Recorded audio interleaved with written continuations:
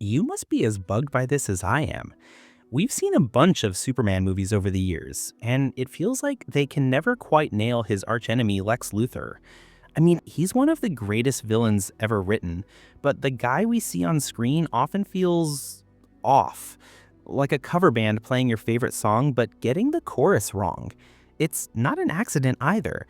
It's a whole thing, and I was looking into it, and it's actually pretty interesting why they keep changing him. First, you gotta understand who Lex is supposed to be, you know? In the comics, especially the version from the 80s that really stuck, he's not some cackling mad scientist anymore. Think of him like a real-world tech billionaire, like a Jeff Bezos or an Elon Musk, but if he was secretly a complete stone-cold sociopath. He's brilliant, I mean a certified super genius, and he's unbelievably charismatic. He runs this massive company, LexCorp, and to the public, he's a hero, a philanthropist, the guy who's saving the world with human ingenuity. But behind closed doors, he is a monster. He's calm, he's collected, and he's terrifyingly ruthless. The key thing is why he hates Superman. It's not just because he's jealous. In his mind, this alien showing up and solving all our problems is like giving humanity a cheat code for life. It makes us weak, dependent.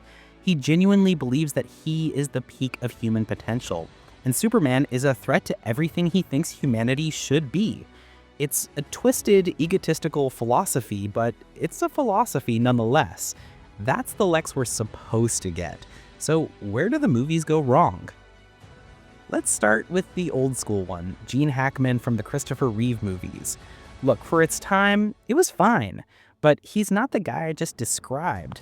He's more of a loud, goofy, criminal landlord.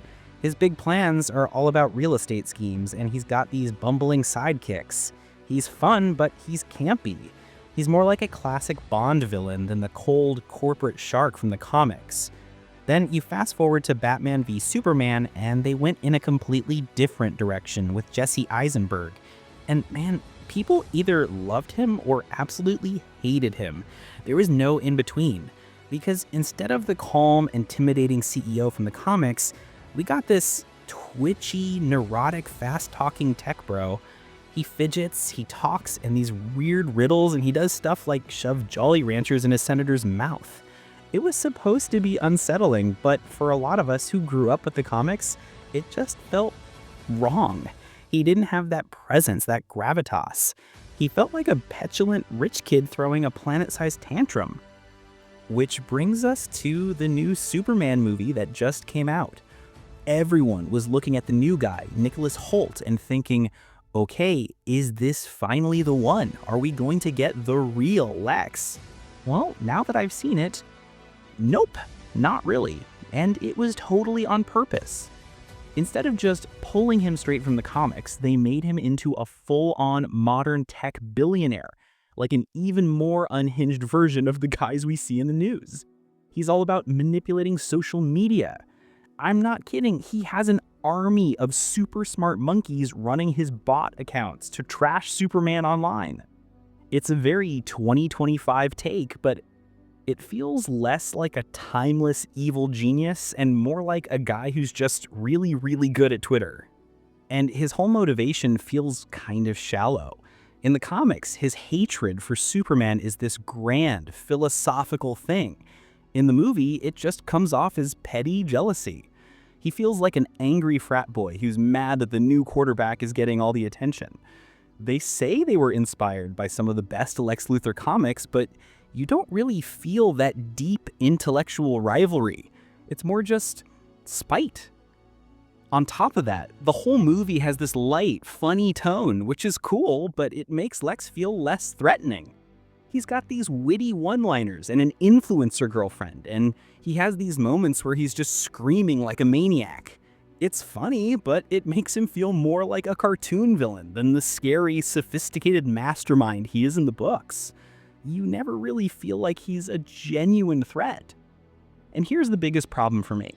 He and Superman are barely even in the same room together. They have like 3 scenes face to face. Most of the time, he's just in his control room scheming from a distance. The whole point of their rivalry is the personal clash of wills, man.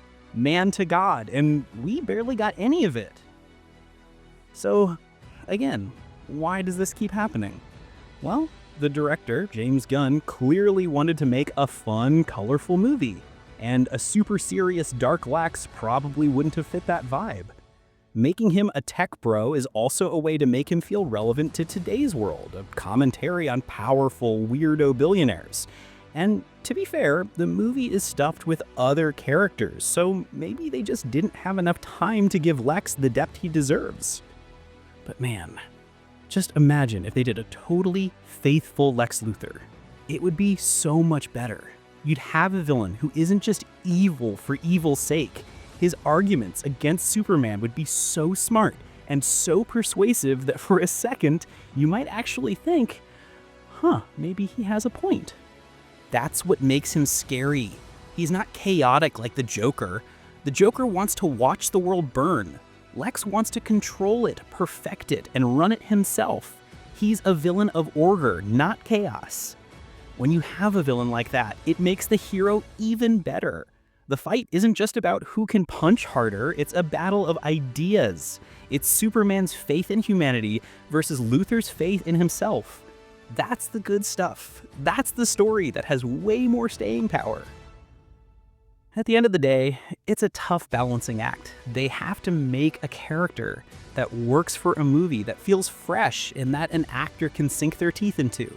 But the soul of the character, that cold, calculating, terrifyingly brilliant man who sees himself as humanity's true savior, that's the guy I'm still waiting to see on the big screen.